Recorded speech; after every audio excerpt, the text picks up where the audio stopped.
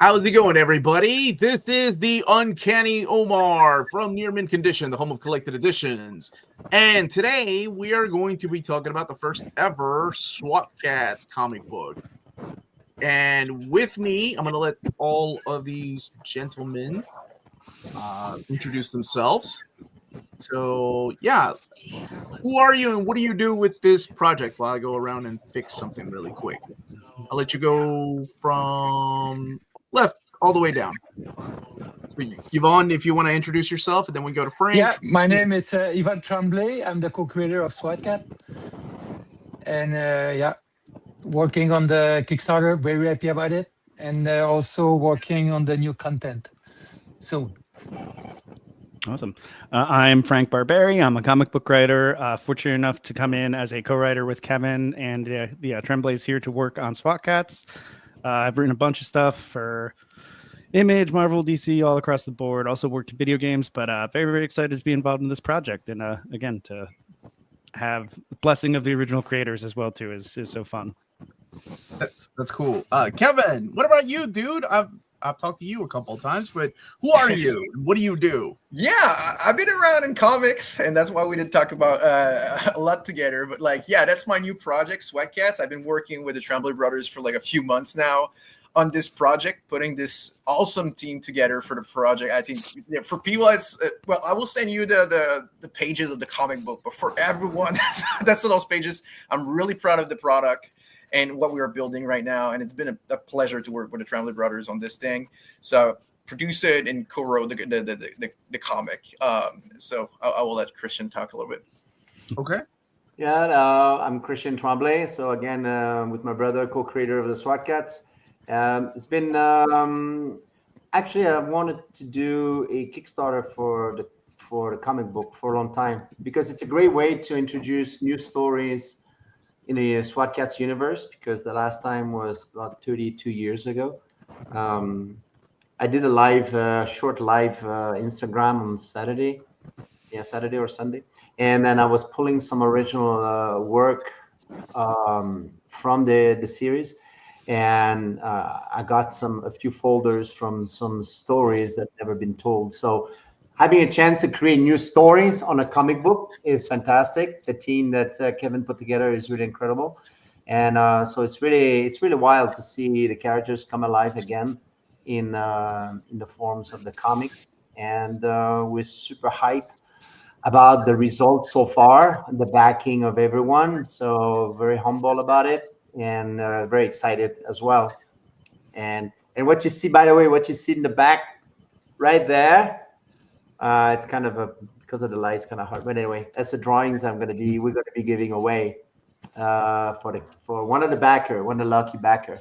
It's going to break my heart to wrap it up and send it, but it's going to make somebody really happy, I think. So this is this is such a really interesting and unique series. I was first introduced to this in my 30s. My wife is the one that grew up watching this. I was just a little bit older than she was, so I was more of the cartoons in the 80s, and I think this came out when I was in high school, in the 90s, 1993, 1994. And it's crazy to think about that the series had 26 episodes, and it's had such a huge fan following. And why comics? Just out of curiosity. Why not another animated series? Why not like a Netflix special? Why comic books? Well, no, the goal is to get new content. So we've exhausted. We've talked to the Netflix. We've talked about all those things. We're still in the process of. The goal is to put the TV series together, putting animated content together, feature films and short films and series. That's the goal. The comic books in the industry, comic books are very important medium, because it tells a story, it engages the fan, it keeps the brand going, but also it's sort of a statement, when you put something on the table and it's a comic book.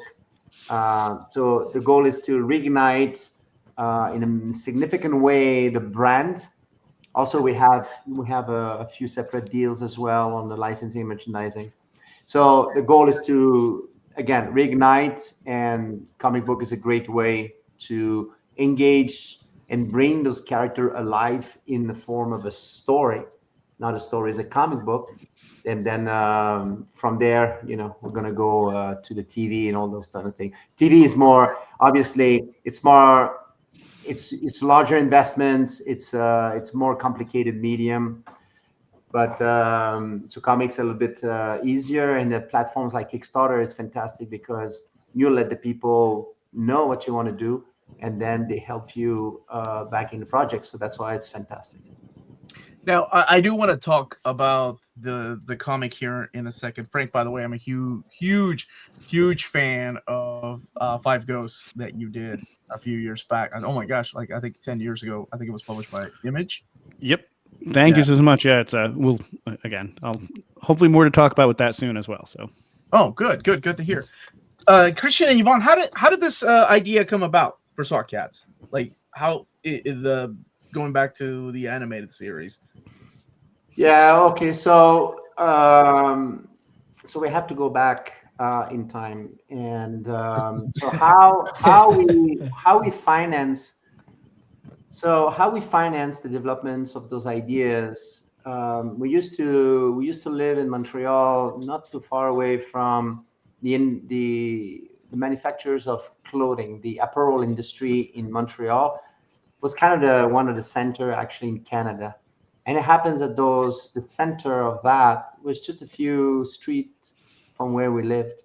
So we did a lot of designs for companies in the apparel industry, companies that would have license for Disney, Warner Brothers, where their clothing and T-shirts and sleepwear was not selling that well anymore.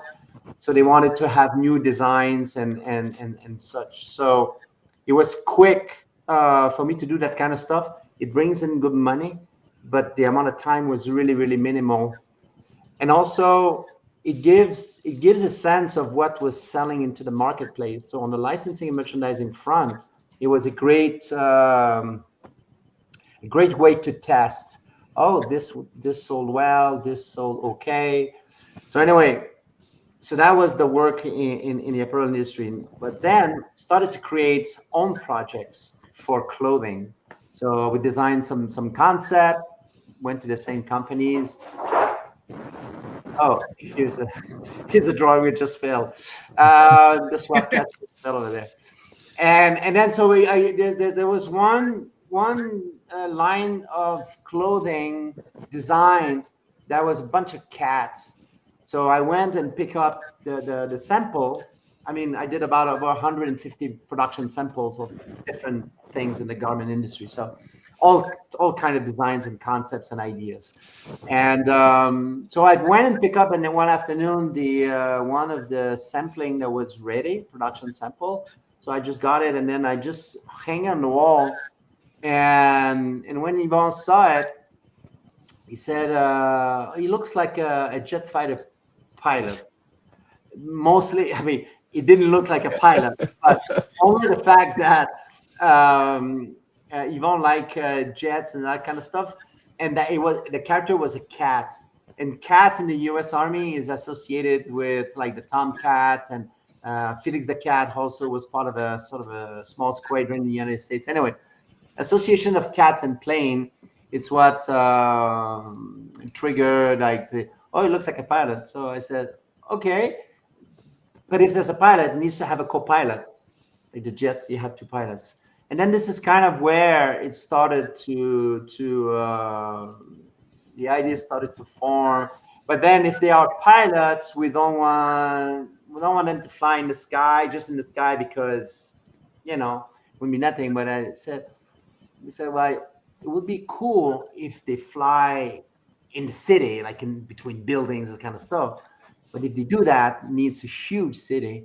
So okay, so that's another. So you start to add those components, one after the other. And then we say, well, they're cats. Would be nice if it's a whole cat world.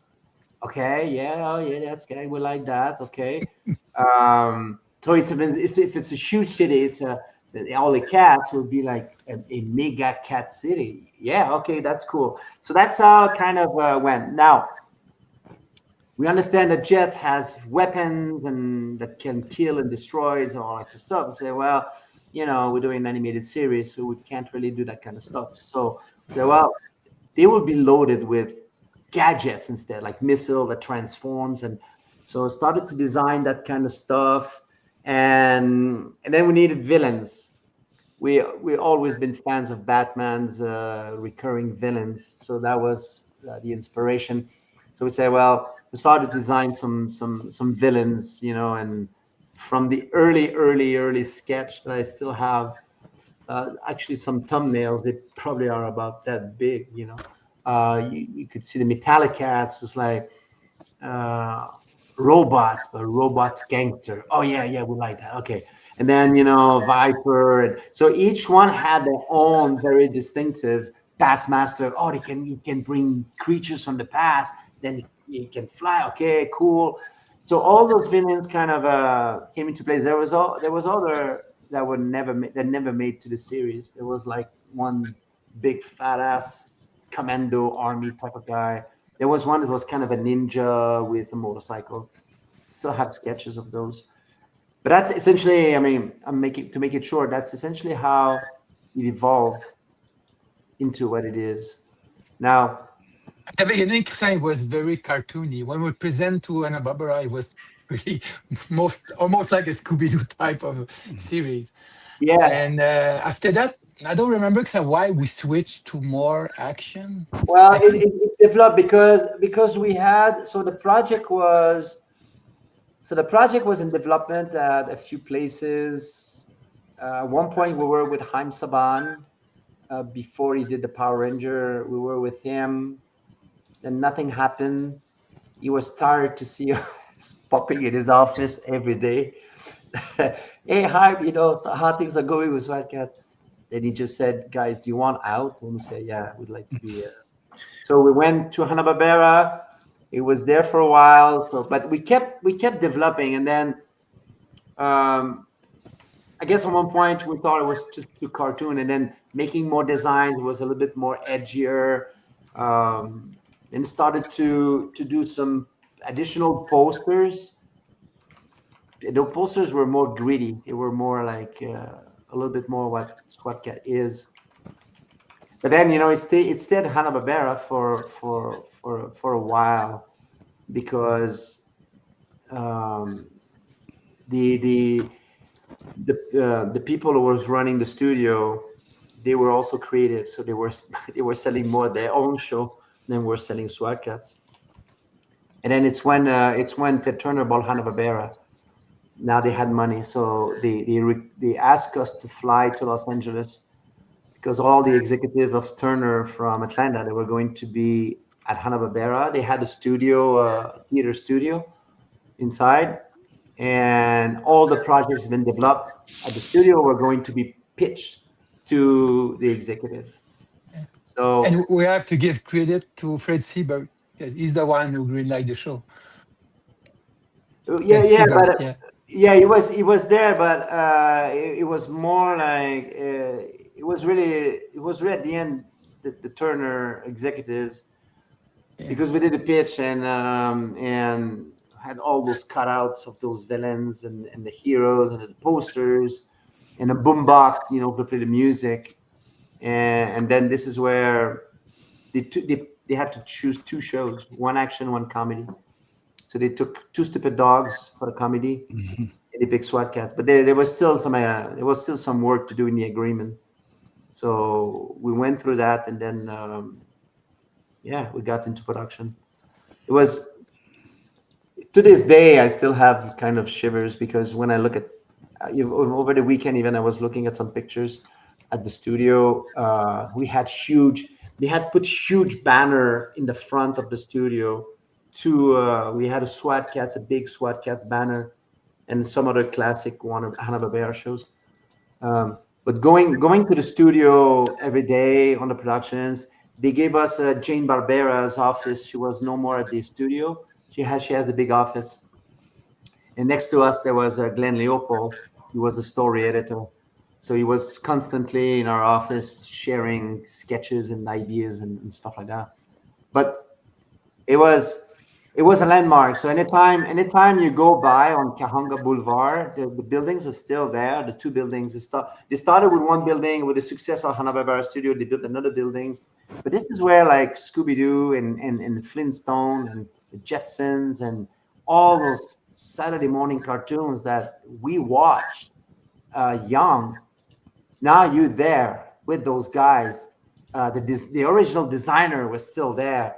William Hanna would pop in our office to see what we're doing. It's like, come on. I mean, this is so grateful to have been there at that time. It was incredible. And you know the funny thing? The funny thing is, so when we were there, they had started to do a program called What a Cartoon. And What a Cartoon was an incentive to bring creators from everywhere and pitch ideas. And the idea that was accepted, then the artist would have a small office in Hanna-Barbera, and then they would produce a short. Yvonne, what's the name of there was like, and some became series. Johnny Bravo was one short, and it became a TV series. Cow and Chicken. Remember Yvonne, the creator of Cow and Chicken? We talked a lot. That was so cool. But the funny thing is that the creator of Family Guy, Nick Ferlane, he was doing a short.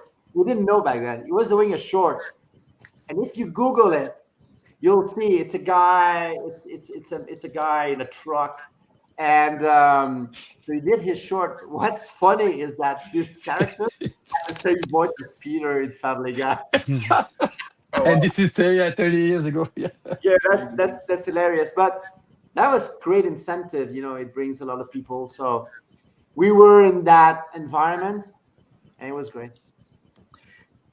And it's such a unique time for cartoons too, because at that time it was, I mean, Ninja Turtles was still hot, and then you had what was it, the Street Sharks, the Biker Mice from Mars, oh my gosh, I can't remember the Cowboys, Cowboys of Mumesa.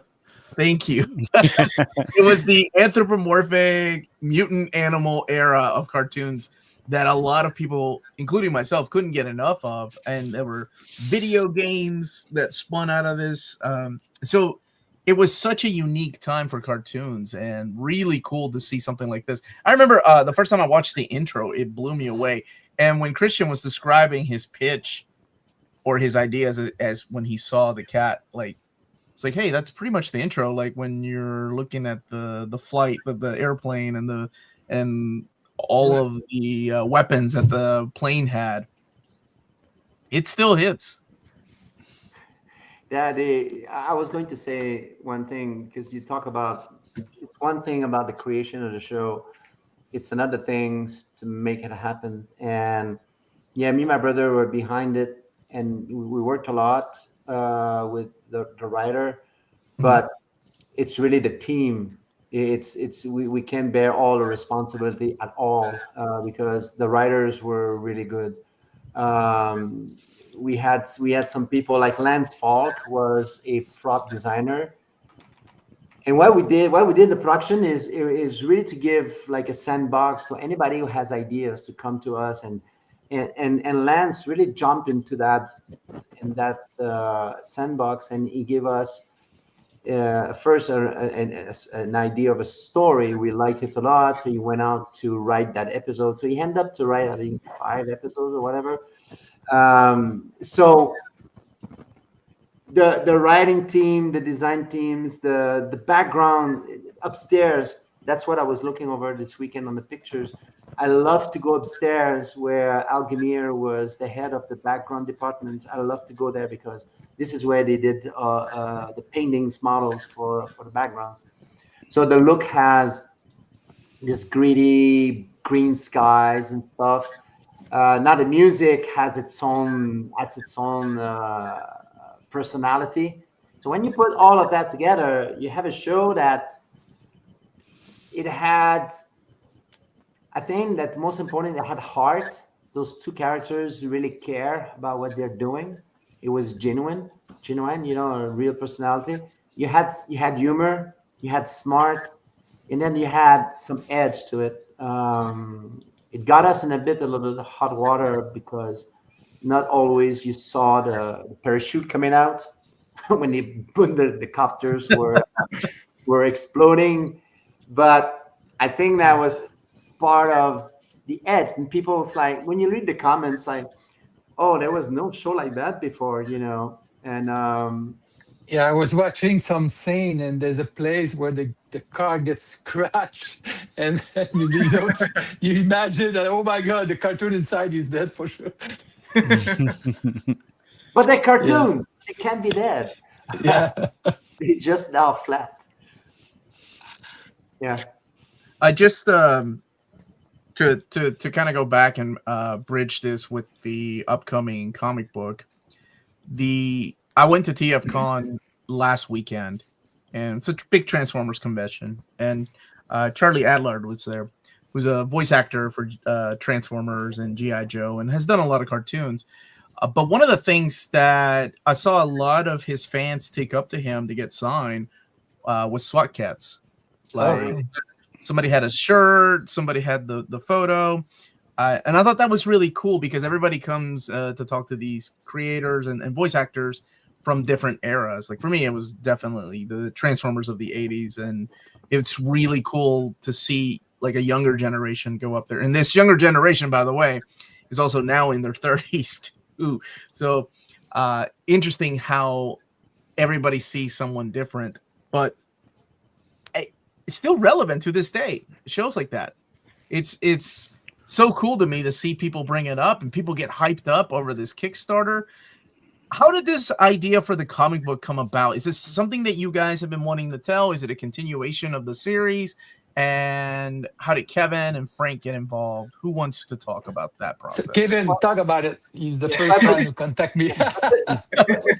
just before on that question, like I said earlier on, we had in the past opportunities to do Kickstarter on comic books.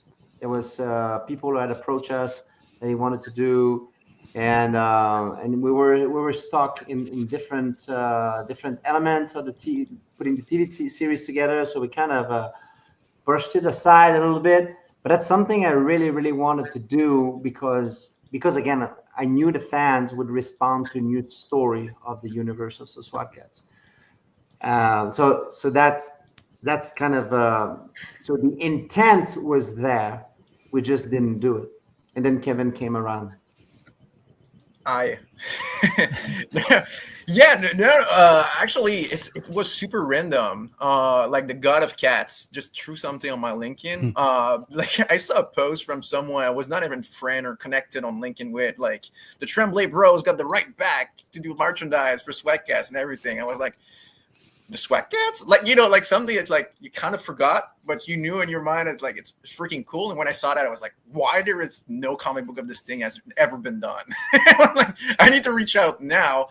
And the timing was perfect for me because, like, as you know, more I left Massive to do my new stuff, and I was like kind of like at the point of deciding what would be my next project, and I kind of feel bad for their licensors because I was in talk with other. But when I saw those Swat Kat, I was like, I'm sorry guys, I'm going all in on the cats. I don't have time for your project. But and then talking with Yvonne after Christian jump in, and we started building the plan and what we're gonna do with the book, and just building a creative team. And me, and I know as you are as well, Omar, one of my favorite comic book artists working right now is Warwick Corona. Like, that dude, I'm a fanboy. And I was like, same, yeah. He's probably super busy because like he was doing his run on Transformer at that time. At the moment that we started working on that, and as you know, the Transformer comic for Skybound just blew off, and he got so I had like now my super famous friend Warray because of Transformer, and I was like, hey man, I might be working on this thing, Swat Kat. I'm sure you're busy, but I'm taking a chance because I think you would be the perfect guy for this thing. and he was like, "Oh man, I'm a huge fan of Swat Kat. I grew up like watching this cartoon. I will find time to make it." And that was like not the answer I was expecting. I was honestly expecting like 99% was like, "Oh man, that guy is just too busy. He has probably 15 projects I really line up," which is the case. But he was like, "Oh, for Swat Kats, I'm moving." And I'm like, "Cool, okay, I'm going back to the Tremblay," and then That's crazy because you're right. He is hot commodity coming off of Transformers, and for him to be coming over to do SWAT Kats is huge. And by the way, if anybody has ever met him, he is such a nice dude. Yeah. Like one of the nicest, kindest comic book creators out there. I love talking to that guy. So it made me happy when he was attached to this project, and I'm like, oh man, now we're cooking. Oh, 100%. And then, I talked with him because like he is a friend. We had like convention and stuff like that. Like we know each other for years now. And I was like to him, like, do you know like any like good writer that could co-write this thing with me? And he was like, well, my buddy Frank is doing something with my wife right now. Yeah, I think it would be great. And by the way, shameless like a plug just for Frank. He has like a series right now going on with the wife of Warrior, Morgan, Ultra Immortal at Image Comics. Everyone go buy this thing. It's phenomenal.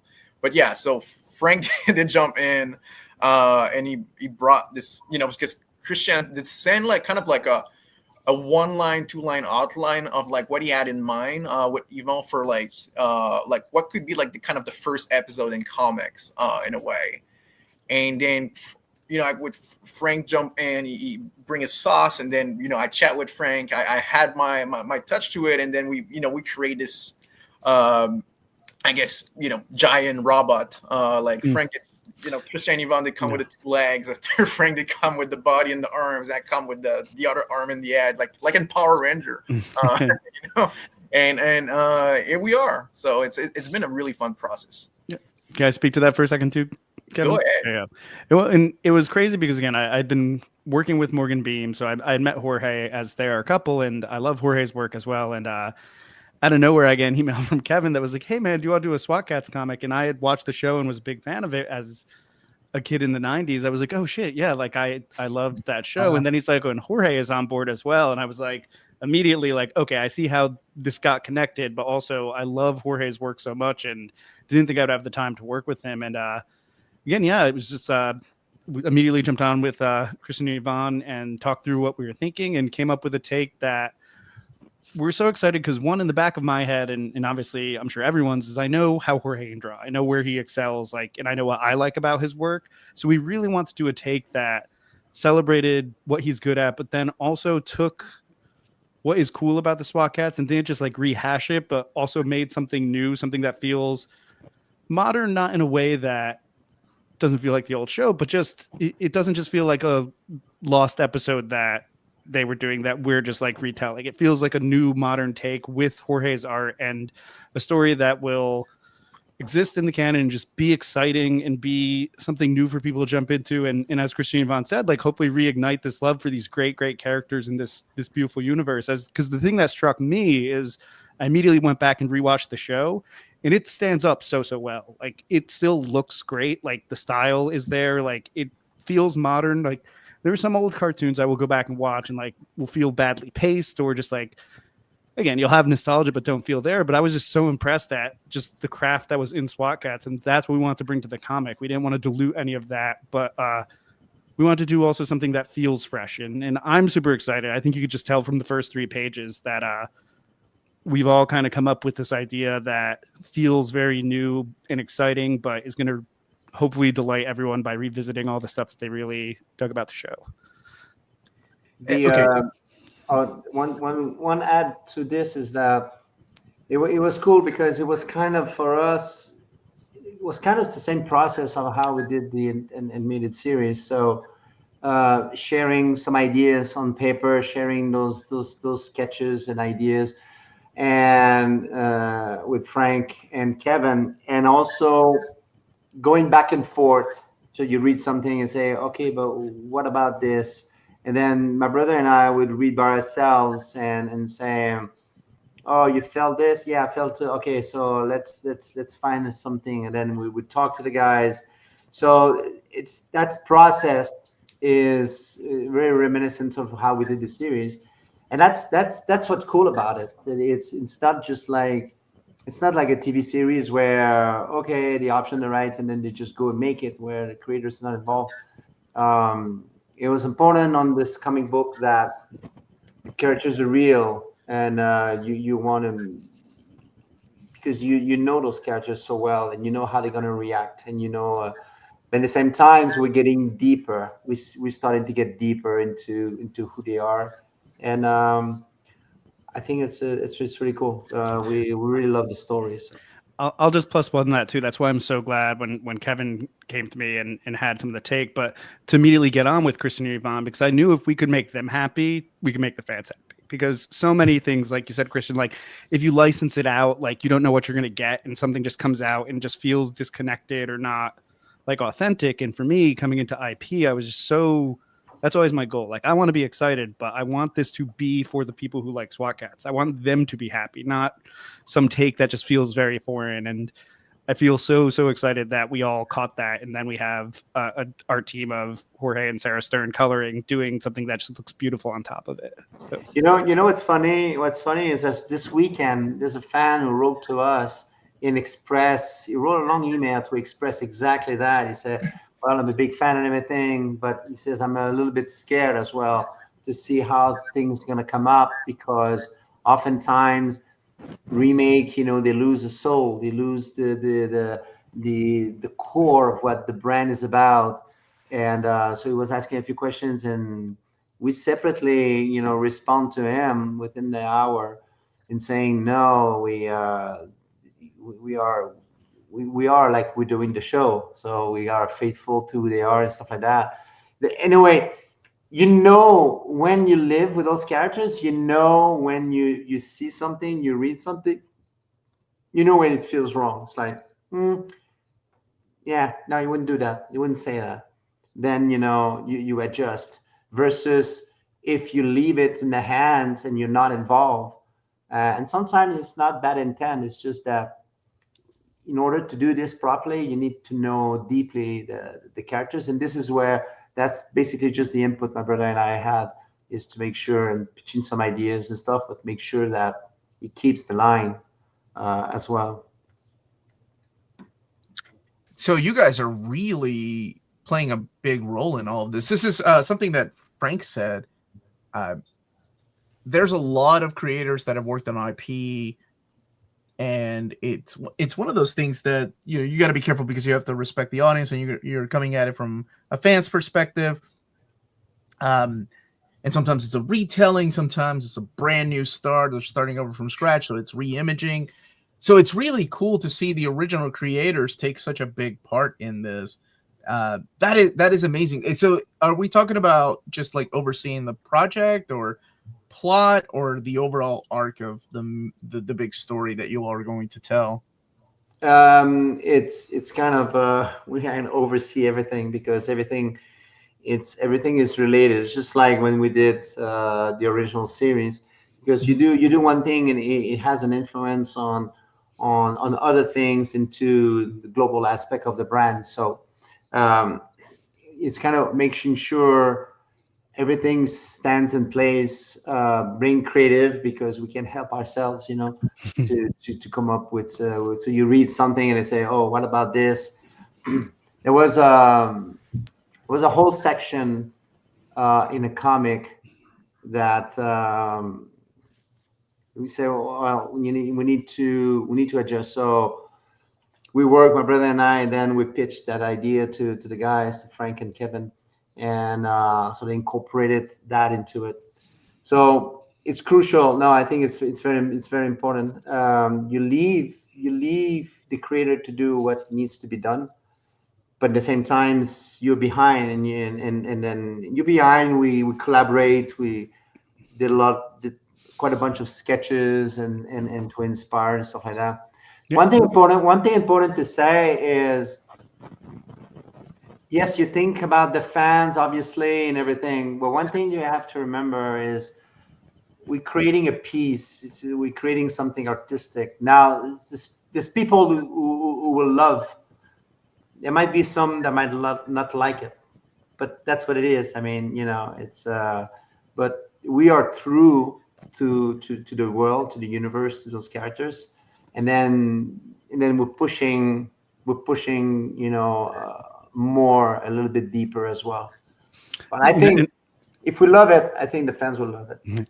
And I can speak to, it's probably hard to take yourselves out of it, Christian, Yvonne, and Kevin can speak as well, but you guys are excellent collaborators. You gave us the room to do what we want to do, to come in, and even though you are overseeing, it's with that care, because these are your characters you care about, you know how they act, and it's so fun for us because I've worked on a lot of different IP, and there's stuff where you'll just get licensor notes that are very like, I don't know, just don't feel like a lot of care, or just straight up will rewrite stuff for you. But as Christian Yvonne told Kevin and I, like just the idea that they would do sketches and have ideas and incorporate. And we did that like you guys made the show. Like you showed us some new sketches for gadgets, for ideas, and we worked it all in. And it felt really organic and exciting to me to just be able to all kind of build together rather than just like pass off for notes or things like that. So it's been a really fun collaboration. Yeah, and the good thing, since last year, we control all the right.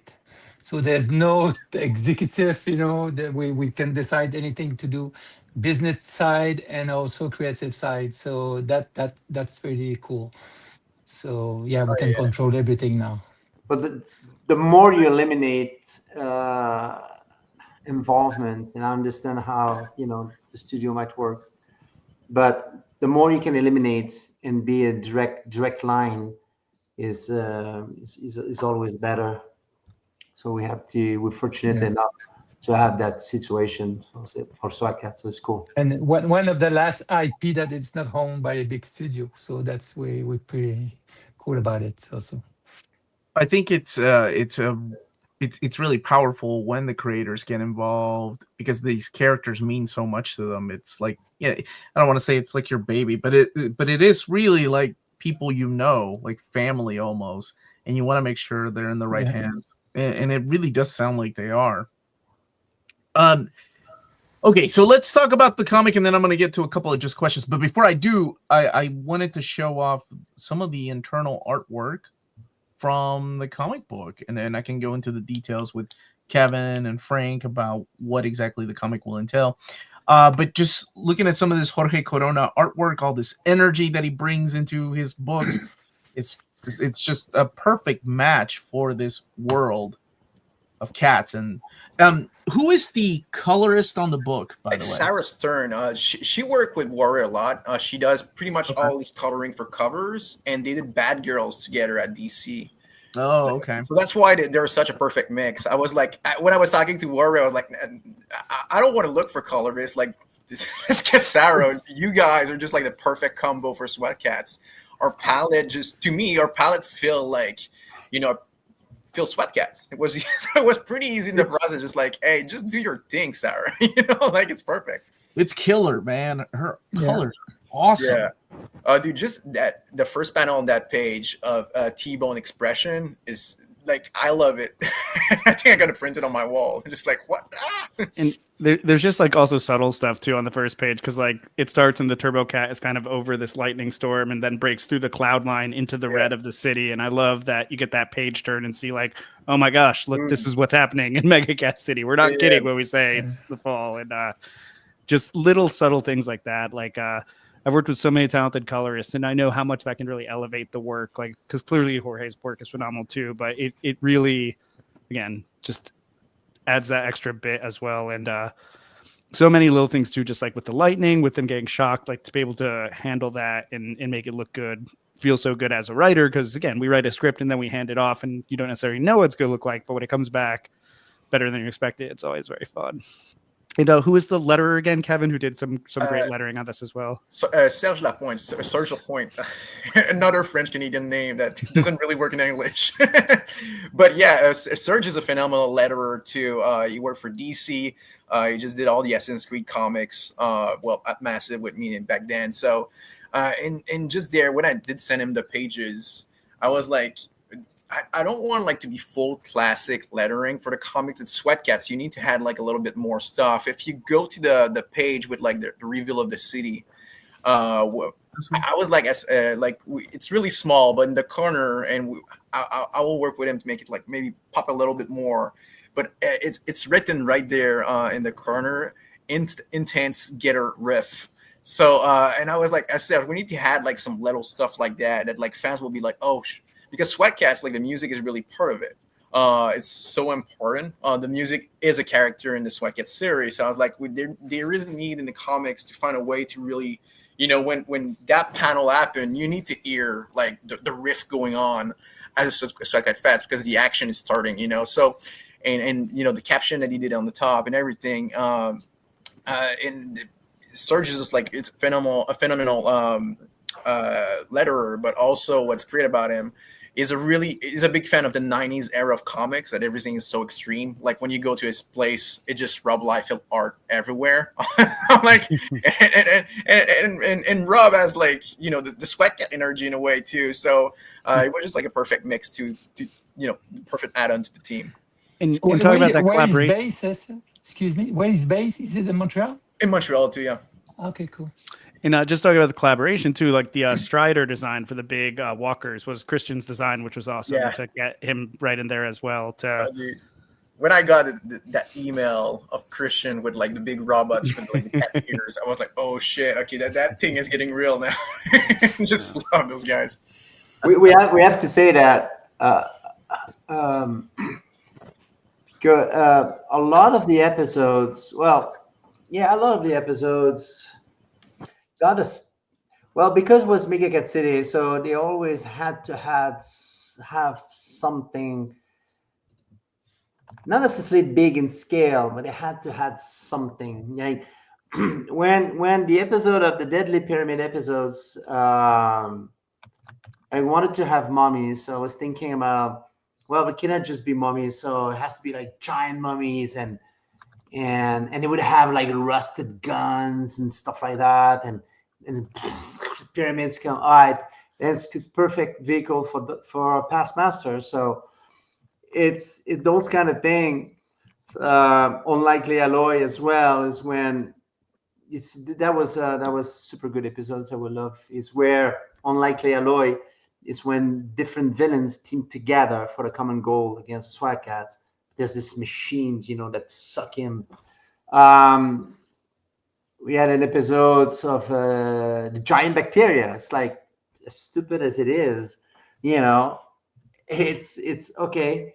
So there's always something that's trigger an idea that fit with the villains to do something, because our mutation city, well, the city is mutated. Okay, wow, cool. Now, so anyway, when Kevin says that he received the drawing, it was like just going back in time. It's like, all right, and when we did the episodes, that's the kind of stuff we did. So did the same.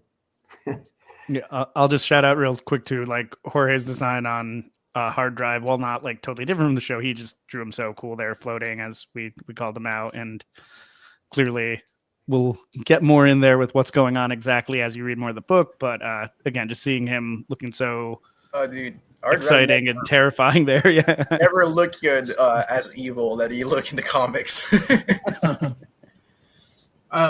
I was going to ask you all, and I don't, without going into spoilers, are we going to see other characters, supporting cast from the Swat Kats cartoon in the book?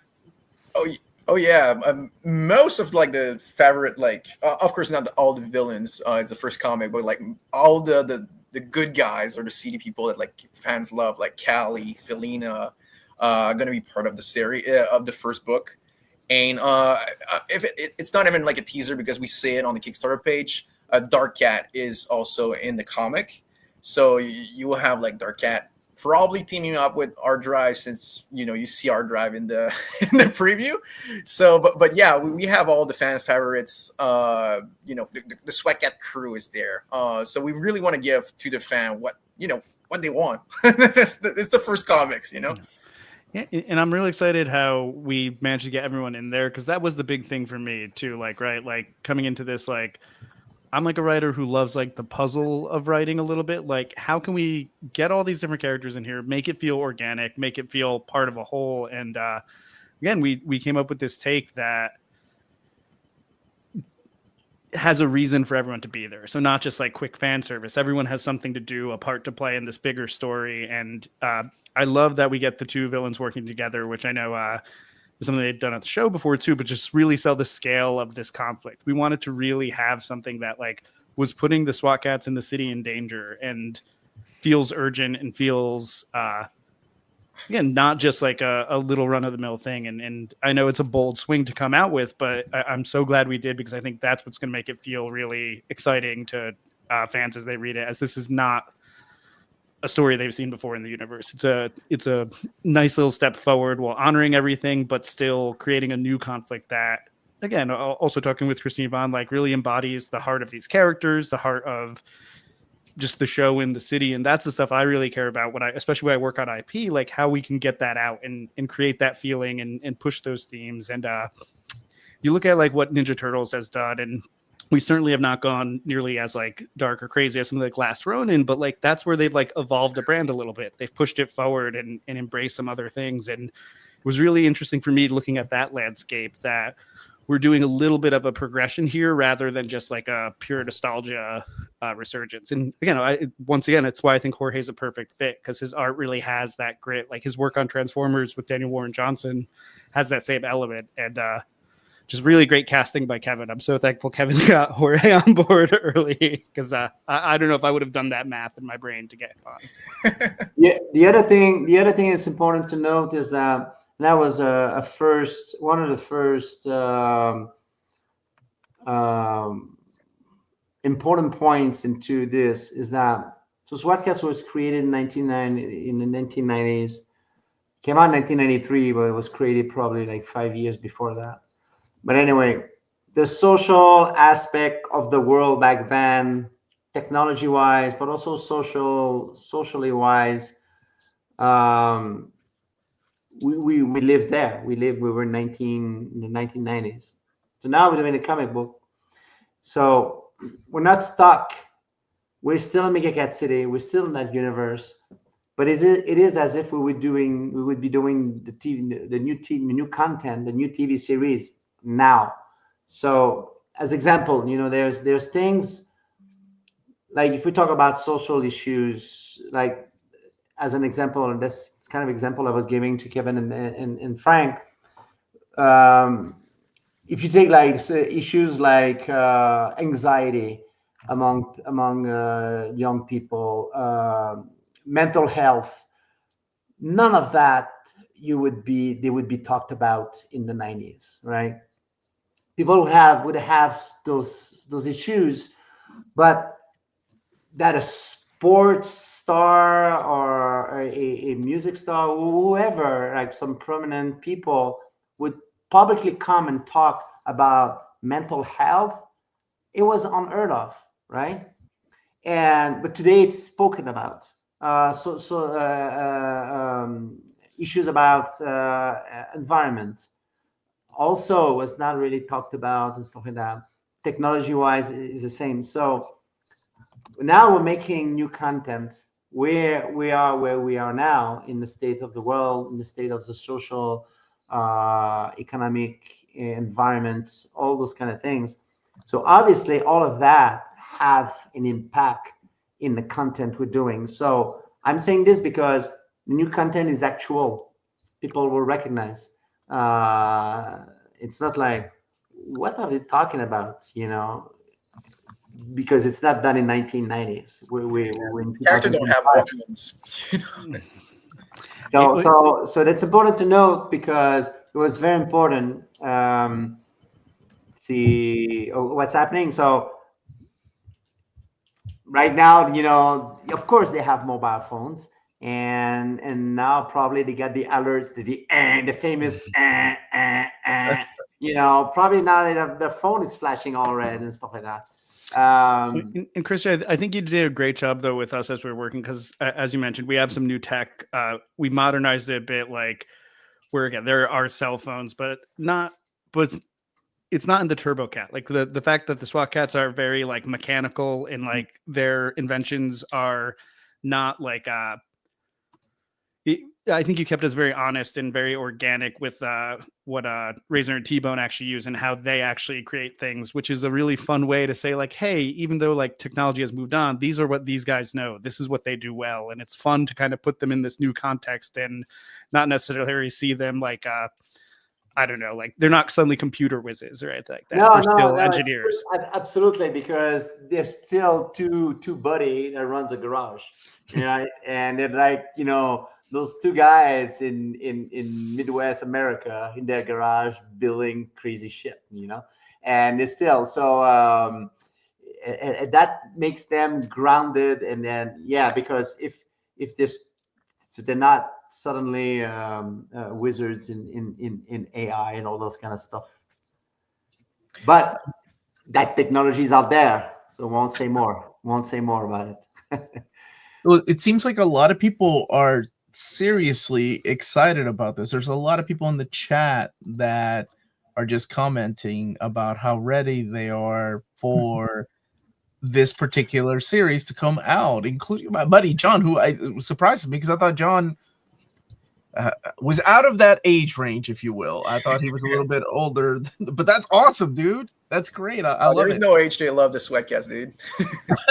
Because that's the thing with the Swat Kats, like the Tremblay were saying, like at the time was already like a show that was like 15 years in advance, on like showing the content was so like ahead of his time that I think like you watch it today as someone in your 30s, you will have fun. Because I myself, like obviously me and Frank, before like going to writing, we did rewatch all the episodes, and watching them was like, oh shit, that's not for kid. Like I was really having fun watching them. Like if I was watching like a show that just came out on Netflix for like adult, it was as fun. I was like, oh, that's not like a job. I'm actually having fun with my popcorn right now, looking at those cats getting explode. No, it's awesome. I encourage everyone to watch it again. This is a really good question. Basically, it's saying Ted Turner allegedly wanted to tone down the amount of violence in the animated series, which again, I think every animator or every writer has to deal with when working on network television. Are the comics gonna exploit that? How is it different than something that was shown on television? What can you guys do, or do you even want to change it? Because you mentioned Ninja Turtles a little bit earlier, having a different tone than the cartoon, but then again, the cartoon is based on the comic book, but this is a little bit different. We have to differentiate. Okay, so back then, it was an era. This is the era where it started to have Parents Against Violence on TV, started to have the symbol about the ratings on video games, and this is even where Twisted Sisters were on the Parliament and talking that you flip it backward, you hear the demons, all kinds of nonsense. We got stuck into that, and it did had an influence on how the show was launched. It's not that Ted Turner wanted to tone down the violence. It's just that he stood up against the other network and saying, well, we're not going to do violent stuff. But but Swat Kat was not violent. It was action. To me, violence is more like you have characters, doing acts of violence against another ones, and it's vile and all that kind of stuff. It was not really that. I mean, there was explosions, there was some helicopters that crashed and stuff like that. And we had some mummies throwing a tour bus, at the helicopter. Yes, we get that. But it caused a problem because they did not promote the show. Yeah, so that's what's one of the problem. Yeah, that was one of the issue that we were right into productions, and then he stood up. Ted Turner stood up against the other one, so it did not help. But so for us, we're doing an action show, an exciting show. We're not doing violent show. We're not doing like whatever other things, because we're still doing a TV series for animation. But we like push the edge a little bit. So the comic, we keep that spirit. We're not gonna. Well, we did not into the TV series, but in the comic, we're not gonna see like gore or that kind of stuff. I was gonna joke. We're not gonna have someone get cut in half, right? Like that's not. No. It's really the same tone. Like we're not changing the tone of it. It's like if you love the Swat Kat episode, it's kind of like what if third season did happen today, basically of the original show in a way. That's what we were doing with the comics. So we have to look at when you look at the original series, all right? So that's why we put in creatures, bacterias, and plantimals, all kinds of weird stuff. Even the mummies, the giant mummies, when you hit the visor, just started to melt. Or when a creature's tentacles were being cut by a slicer missile, they were never humanoid characters. So it's fine. You can destroy a robot. You can destroy some kinds of weird creatures and monsters or whatever it is. And we're keeping the same ideas in the comic book. I have no interest to show blood for blood. It's not interesting for us. What's interesting is the creativity in when you have an interesting plot with interesting characters, and then how you're going to defeat the characters and stuff like that. It's more interesting than just shooting in the head, and having blood and brains spilled everywhere.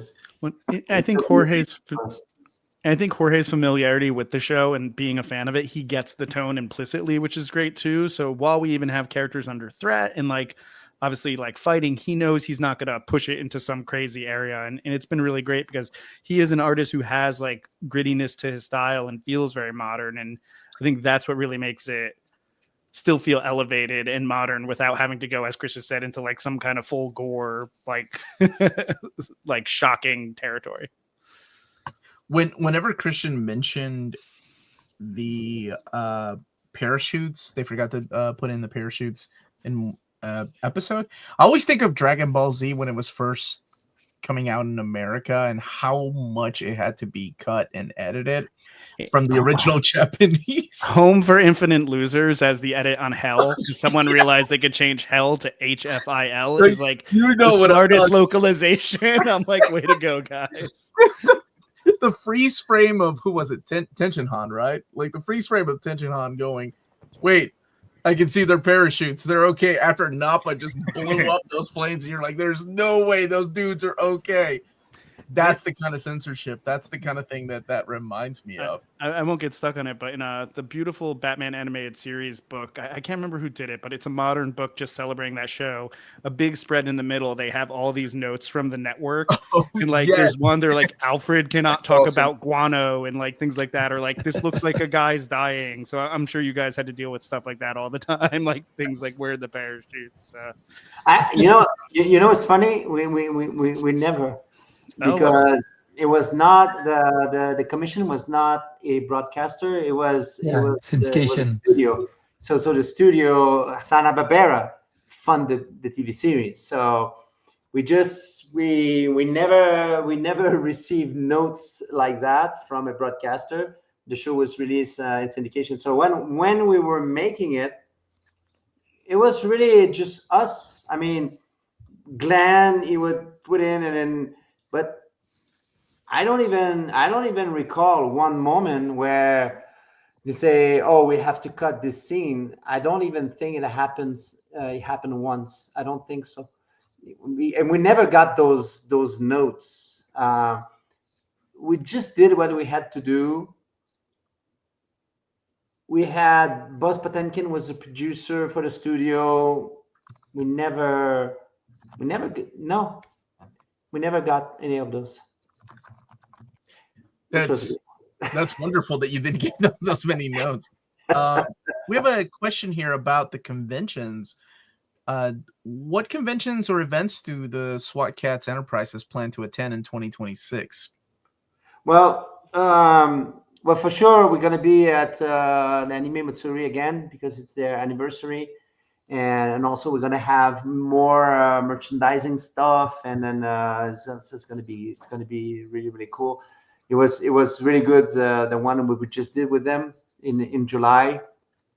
We ran out of t-shirts and hoodies. We ran out of posters to sign, and it was really great. Matt Fisk, did a great job in setting things up for us as well over there. So a big shout out to Matt. I think he's the one asking the question, actually. Really? And then so yeah, all the big one, the San Diego, maybe the Mumbai, maybe in Dubai also at the same time. So yeah, the most important one, we're gonna do it for sure. And I will be with the comic stuff for sure in Yeah. MegaCon in March. Oh, you're going to MegaCon. Excellent. I love that. Yeah, I want to debut the comics there. That's the goal.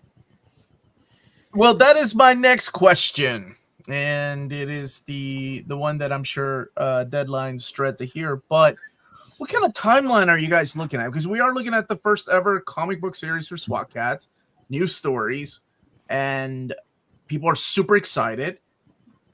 When do you expect the first? By the way, Kevin, can you really quick go through the tiers of what people? Dude, there is a lot. We're gonna go. What's the basic one to get the issue? Because somebody earlier, we can go I wish through. I could find it. And when I say a lot, it's positive, because like what we wanted to do with this campaign, this was it's the comeback, the celebration of the Swat Kats, and the first time in comic book, and there is just one first time. So we wanted to do something special with this campaign, really offer the maximum of stuff to the fans. So the first thing that is really cool in the campaign is we are offering an exclusive art cover edition. So that art cover will never be offered outside of crowdfunding. And inside, obviously, there is the first comic, but it will be some additional content like interviews and behind the scene concept art and stuff like that. And the stretch goal, we already unlocked like additional little short stories as well with key characters. Like, well, it's going to be the first official comic for Cat Commandos too that will be part of it, which was we're getting meta, because in the show that was the comic that the Swat Kats were reading. So and beside the comic, we have a bunch of variant covers for the traditional like floppy edition of it. They're 17 years. But we have floppies as well, the first comic. So with covers from Mirko and Dolfo, we got Ju and Gideon. Mirko did the killer cover of Cali. And Leo Chiola. We have plenty of artists that did some really amazing covers. And also on the t-shirt side, we have 7 or 8 different design. We have caps also done by Overlord. If you don't know Overlord, they do like some beautiful caps for anything that's kind of related to the pop culture. And I know we're talking to comic book fans right now. We have something really special. So Neil Adam did 2-piece in the 90s for Swat Kats. Neil Adams. The Neil Adam. So wow. Okay. So on the campaign, and that I don't know if it's going to be like the last ever Neil Adam release covers, but we have 2 Neil Adam covers for Swat Kat #1 on the campaign right now. One that is a crazy gatefold. So we're going to do a 3-panel thing that you open, and there's a giant giant dragon going over after the Turbo Cat. And we have a second cover by Neil Adam that is holofoil with a crazy monster that he did an art print for it. So like the campaign, if you go on it, I'm looking at it right now. This is crazy. Okay, they're crazy. Go for it, man. Kevin said that to me, and I was like, "Holy shit!" Just to mention, why are we having Neil Adam's art? Is because Hanna-Barbera commissioned Neil Adam back in 1993 to do 2 promotional art for Swat Kats, and then we said, well, we had access to high digital version of that, so I threw that to Kevin and said, look, we have that. This would be amazing. So with the estate of Neil Adams, we're putting this on the covers, and it's just going to be that's crazy. That's awesome. So okay, wait. Sorry. When you mentioned Neil Adams, my mind is kind of blown because there was no comic book before this. So you wouldn't have had a Neil Adams cover on an upcoming comic book. So I'm glad you answered that question where it came from. So were Yvonne and Christian the ones that knew this existed and no one else knew this was a thing? Well, This Neil Adams piece? well, we knew since that it Yeah, treated we do. so hard. Just that going through some of the archives, realized like, hey, wait a minute, we have those. So it was just a question to get access, because we had some 35 millimeter slides of, there's a few of those for the promotional, for the press, was part of the press kit, and that Hanna-Barbera put together, and it was a design of the press kit that we designed, and so that's where it's like, hey, wait a minute, that would be really amazing. He's a comic book artist, he's a legend, and then he did stuff Swat Kats, so just meld this together, and then we talked to the estate and say, look, this is what we do, and they were thrilled about it. So here we are. Oh my gosh, that is flipping awesome. That's so cool. And I just love that you guys held on to it for a reason. For context, for people, Neil Adams did a ton of these. Oh yeah, that is an understatement. dude. I mean, like, if there is a Mount Rushmore of comic artists, he's on it.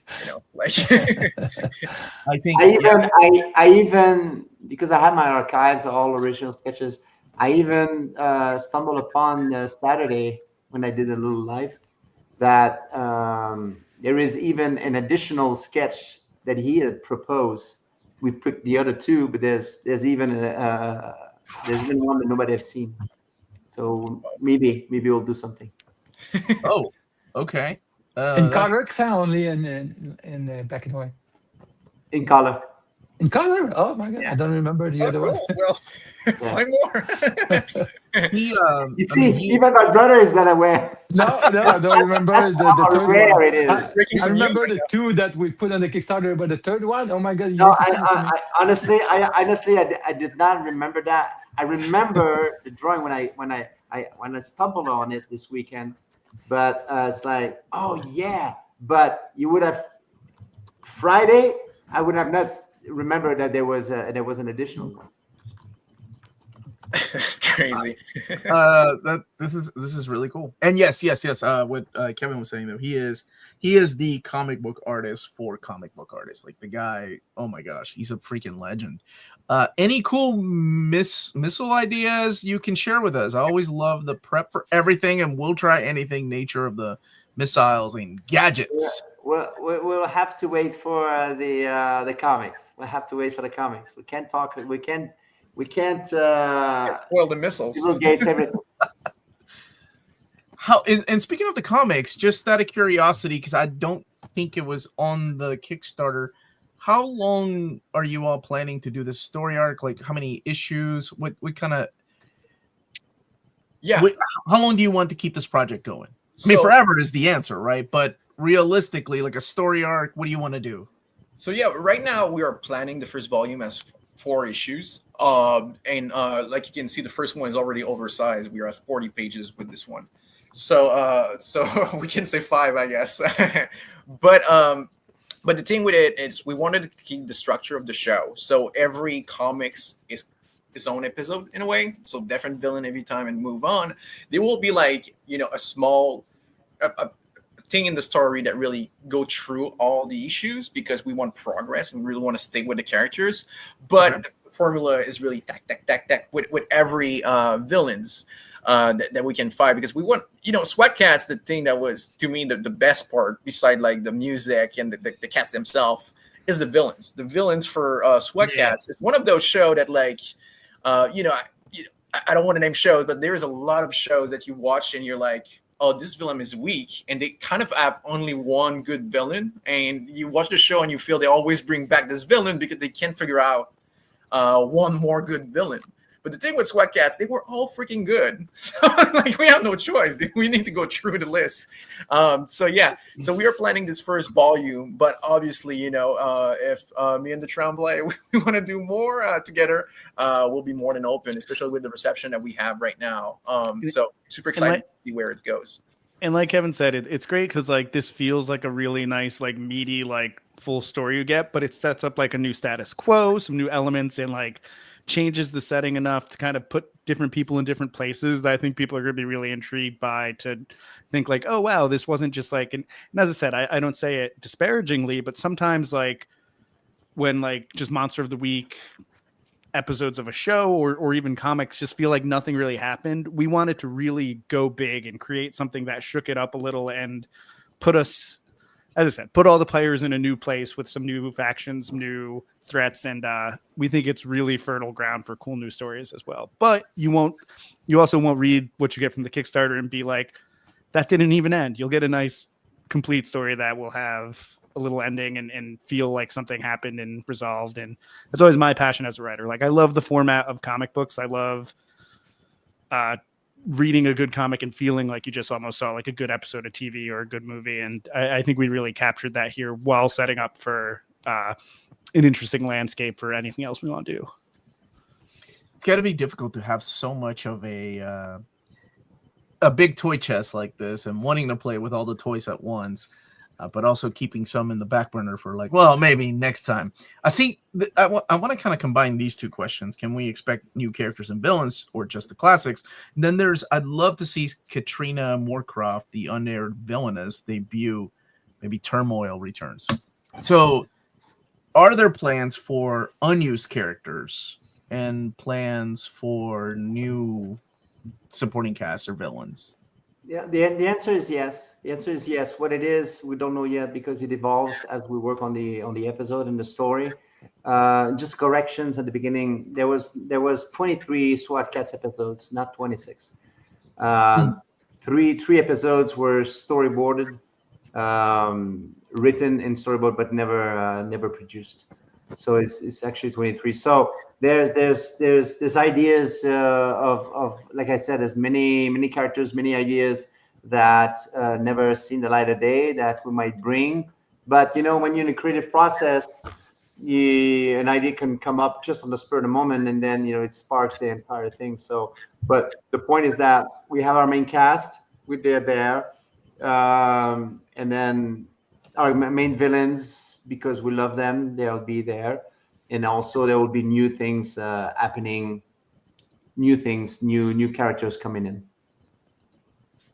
And I can speak to that too, and just say that Yvonne and Christian have been so great with giving flexibility to add to the world, but never at the expense of like, sometimes you'll read something new and like clearly like the reboot will be like about some new character and everything else will fall to the wayside. Like even with new stuff, this is about the SWAT Kats you love. This is about the characters and like the spirit of the show. And that's been very fun for me that we can add to it, but keeping that respect of we're not trying to replace anything or like make this feel like some kind of weird, just like introduction of like a new class or something like that. As that's annoyed me with some franchises when they come back, that they kind of just replace what was there. But it's been great to really keep that spirit and the foundation of what's there and build on it rather than replace or anything like that. This is great. I love hearing all this about the possibility of a future ongoing or a continuation of the comic book series too. And when you're writing, Frank, and maybe Jorge would know this, do you all listen to any of the music from the show to get inspiration for kick-ass scenes, or you listen to classical music, or just put something on in the background, or you just have to be quiet, keep it quiet? I'm not plugging anything, but like I exclusively listen to like generative music with no lyrics when I write, because like I get distracted if I listen to music with lyrics. I watched the show and really got into the tone of it, but I didn't listen to the soundtrack as I wrote, unfortunately. Like I'm disappointed. But as I said, I feel like the vibe of it is so strong that I was able to kind of, from rewatching the show and even something as small as just that OP with the music, like I know that's what people love, right? And working with Kevin, like that's the vibe we want to capture. And knowing that helps me kind of ground like what we're writing. And as I said, knowing how Jorge draws, how he works, and how he's able to capture that visually, it's why I love writing comics. It's the most fun thing in the world. I'm sure animation is very similar. Like you write a script, but someone's going to interpret it and draw it, and it's really in their hands at that point. And you just hope you can capture the energy and excitement and inspire them. So it's been a really fulfilling collaboration. Again, with the pages right up there, like anything we could write, Jorge will make look better. Like, let's be real. So it looks so kick-ass, man. So as we wrap up, I'm going to take just two more questions, and this one I think you guys can answer. I think Kevin, do you know the size of the fine art print? You know the size of they're going to be 11 by 17. So like the traditional print. And let me see. This one is about for the Table Read podcast tier. Do you have plans for characters voiced by actors who are unavailable or deceased? Unfortunately. Well, I mean, we'll see. I mean, I don't think there's. So we'll see about that. I mean, I don't think there's any characters, voice actor that have passed away that are on those. Yeah, there's only Ferrell. I think there's only. It's Ferrell. Yeah, Ferrell is no longer there. So the main cast. If when we get there, the stretch goal and everything, the main cast is still alive. So we want to be part of it. We'll make it happen. And the last question, because I know people are curious, can you give these people a hint as to what the secret stretch goal might be at 450,000? Oh no, it's a secret. We need to get there. No, that's it all. Okay. Sorry. Wow. Yvonne, Frank, Kevin, Christian, thank you all so much for joining me. Thank you for bringing so many people's childhood back, and also teenage years or 20s or 30s, whenever they first watched the show, and making it into this badass comic book that is coming out. When is it due out after the Kickstarter is over? Because the Kickstarter, I believe, has 20. Let's see here. Maybe more days. 24 days. 24 days. Yeah. So after it closes, maybe this is a question for Kevin. Kevin, when can people expect this to be shipping out? Yeah, so if everything goes well with shipping and printing and everything. So so the digital copy for sure going to be in the end of everyone beginning of next year, so January. And after the shipping, depending on the location, it's going to be like February, March, around that, because like printing and shipping. So yeah, it's going to be early next year. Everyone going to get the first ever Swat Kat comics in their inbox. Oh, awesome. I know people are super excited.